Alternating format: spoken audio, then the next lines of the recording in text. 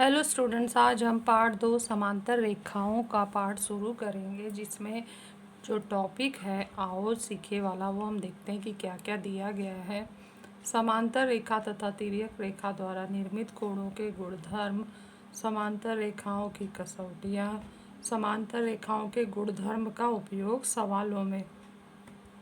वह सब शुरू करने से पहले हम थोड़ा याद करे वाला भाग देखते हैं, जो हम कक्षा 8वीं में पढ़ चुके हैं कि समांतर रेखा किसे कहते हैं और उसकी आकृति क्या है, जो यहाँ पर दिया है। एक ही प्रतल में स्थित परंतु परस्पर प्रतिच्छेदित न करने वाली रेखाओं को समांतर रेखाएं कहते हैं। और यहाँ पर हम देख रहे हैं रेखा एल और रेखा एम समांतर रेखाएं हैं, जो एक ही प्रतल में स्थित हैं और एक दूसरे को प्रतिच्छेदित नहीं कर रही हैं। और इसके दैनिक जीवन के उदाहरण आपको देने हैं। पहले समांतर रेखा परिभाषा लिखना है, आकृति बनाना और दैनिक जीवन के उदाहरण दे सकते हैं कि हम कहाँ कहाँ समांतर रेखाएं देखते हैं। वो है रेल की पटरियाँ हैं, या खिड़की में जो लोहे की छड़ें लगी हैं वो समांतर हैं, या दरवाजे के जो कोर है वो समांतर है, खिड़कियों के जो बॉर्डर बने हैं वो समांतर हैं। ये सब समांतर रेखाओं के उदाहरण हैं। ऐसे फिर कई उदाहरण आप सोचकर लिख सकते हो। और कक्षा 8वीं में हमने 3 प्रकार के गुणधर्म, जिसमें एकांतर कोण के गुणधर्म 2 हो गए थे, तो कुल 4 गुणधर्म हम पढ़े थे। तो उसमें कक्षा 8वीं में हमने इस तरह से आकृति बनाकर, जब दो रेखाओं को कोई तिर्यक रेखा प्रतिच्छेदित करती है तो 8 प्रकार के कोण बनते हैं। वो 8 प्रकार की जोड़ियों का कोण बनते हैं। वो कौन कौन सी जोड़ियां हैं जिसमें ये कोण जाते हैं वो हम देखेंगे। ये सब हम पढ़ चुके हैं। तो यहाँ पर रेखा एल और रेखा एम और जो रेखाएं हैं उसको रेखा एन प्रतिच्छेदित कर रही है, तो रेखा एन तिर्यक रेखा हो गया। और कोण ए बी, कोण सी, डी, ई, एफ, जी, एच, ये सारे 8 प्रकार की जोड़ियां का कोण है, जो अलग अलग हम प्रकार के गुणधर्म में डालेंगे। तो पहले संगत कोणों की जोड़ियां आ रही हैं, उसमें हम देख रहे हैं कोण डी के साथ कोण एच है, जो लिख कर दिया है। फिर कोण ए के साथ कोण ई है, ये अंग्रेजी के एफ लेटर से बनता है, ये हम 8वीं कक्षा में पढ़े थे।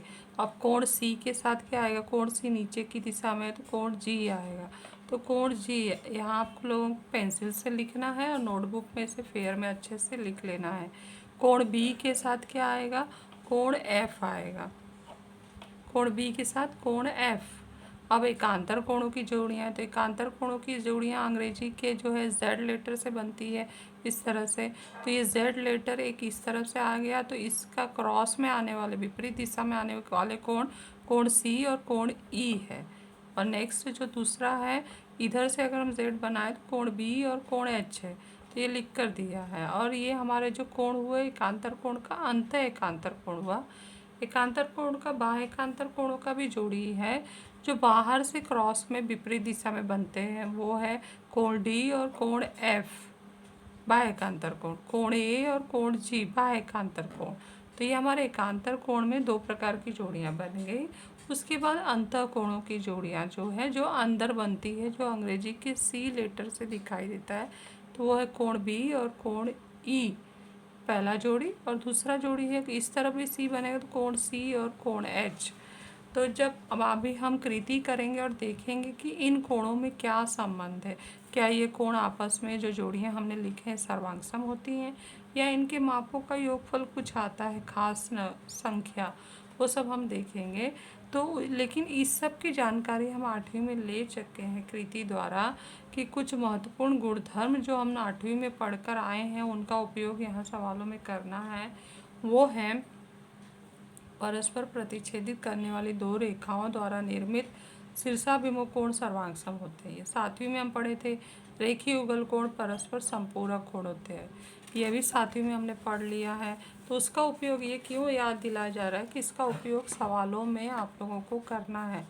अब जो गुणधर्म हमने संगत कोण, एकांतर कोण और अंतः कोण देखे, तो उस पर आधारित क्या आएगा गुणधर्म, वो हम 8वीं में देख चुके थे, उसी को रिवाइज कर रहे हैं। यदि संगत कोणों की एक जोड़ी सर्वांगसम है तो संगत कोण की अन्य जोड़ियां भी सर्वांगसम होती हैं। यदि एकांतर कोण की एक जोड़ी सर्वांगसम है तो अन्य जोड़ियां भी सर्वांगसम होती हैं। और यदि तिर्यक रेखा के एक ही ओर निर्मित अंतः कोणों का योगफल 180 अंश है तो दूसरी जोड़ी का भी योगफल 180 अंश होता है। उसके बाद हम आओ जाने वाला भाग, जो हमारे पार्ट 2 का नया हिस्सा शुरू हो गया है, वो एक कृति के रूप में दिया गया है, वो मैं आप लोगों को करवा रही हूँ, तो आप लोगों को अच्छे से करना है। तो यहाँ पर दिया गया है कि 2 समांतर रेखाएं आप लोगों को खींचना है। एक वाइट पेज ले लीजिए या अपने नोटबुक के पेज पर ही जो समांतर, जो नोटबुक की लाइनें होती हैं वो समांतर होती हैं, तो एक लाइन स्केल से खींचिए, 4 लाइन का गैप देकर दूसरा लाइन खींचिए और इस तरह से नाम दे दीजिए रेखा एल और रेखा एम। तो रेखा एल समांतर है रेखा एम और रेखा एन उनकी तिर्यक रेखा है। और ये 8 प्रकार के जोड़ियों के कोण बन रहे हैं, कोण ए, कोण बी, कोण सी, कोण डी, कोण ई, कोण एफ, कोण जी, कोण एच। अब इन सब का माप हम ये लिखने के बाद, मतलब आपको स्केल की सहायता से ही इसे बनाना है। 2 समांतर रेखा और ये तिर्यक रेखा ऐसे स्केल की सहायता से बना लेना है। फिर चांदे की सहायता से इसको बीच में रख के आधार पे मैच करके इस कोण का माप निकालना है। तो यहाँ हम देख रहे हैं इस कोण का माप 70 अंश आ रहा है, तो हम यहाँ लिखेंगे ए का माप आ गया 70 अंश। कोण बी का माप निकालें। चांदा कैसे रखना है आप लोगों को पता है, इसका मध्य बिंदु बीच में रख के इसका आधार हमारे लाइन के आधार से मैच करना है। तो ये हमें मिल रहा है 110 अंश, तो ये 110 अंश हो गया।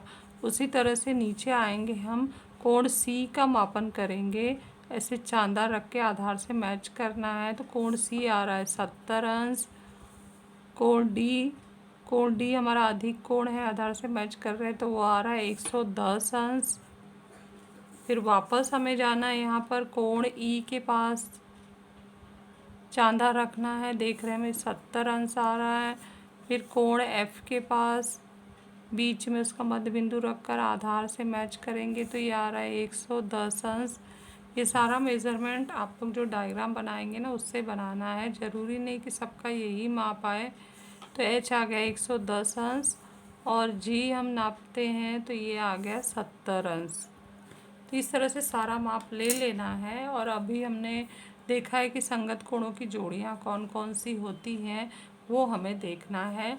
और ये क्रिया कब होगा, 2 समांतर रेखाओं को कोई तिर्यक रेखा प्रतिच्छेदित करे तो बनने वाले संगत कोण की जोड़ी कैसी होती है वो हमें बताना। तो पहला जोड़ी कौन सा है, कोण ए के साथ कोण ई है, तो कोण ए और कोण ई बराबर हो गए 70 अंश।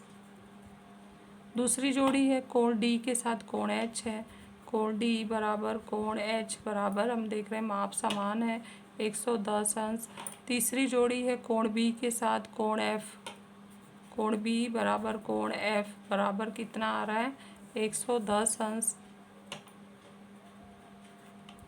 इसके बाद कोण सी और कोण जी है, तो कोण सी बराबर कोण जी बराबर 70 अंश।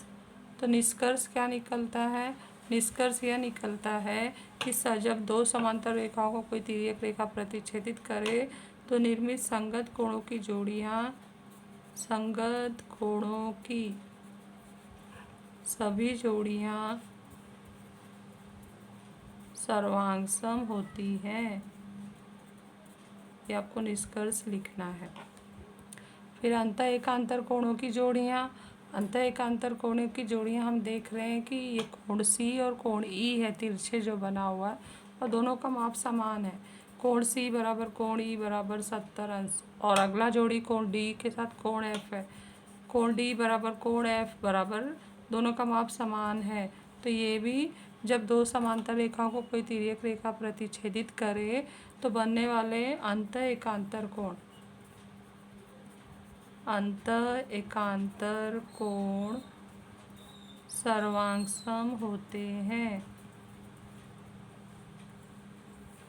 नेक्स्ट, बाह्य एकांतर कोणों की जोड़ियाँ में बाहर वाला बी के साथ एच है और दोनों के माप समान है। तो पहला जोड़ी कोण बी बराबर कोण एच बराबर 110 अंश आ गया।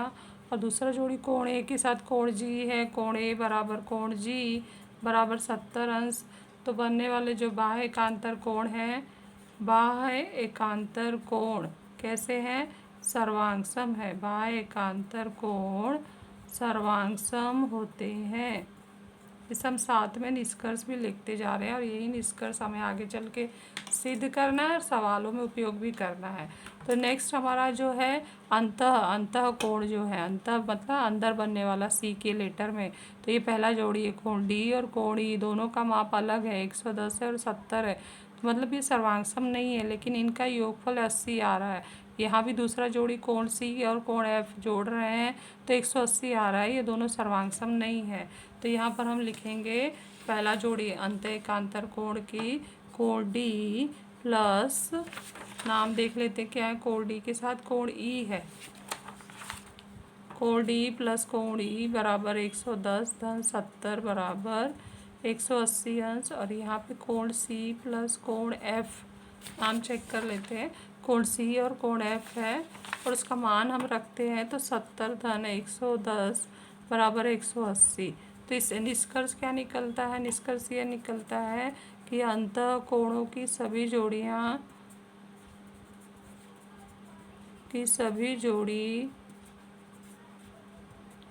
संपूरक होती हैं। तो इस तरह से बच्चों हमने पार्ट 2 का शुरुआत कर लिया है। थोड़ा याद करे वाला भाग आपको लिख लेना है फेयर में, और उसके बाद ये कृति भी कर लेना है। ये कृति का स्क्रीनशॉट ले लीजिए यहाँ का, और साथ में ये वाला भी भाग आपको स्क्रीनशॉट लेकर लिख लेना है। Thank you.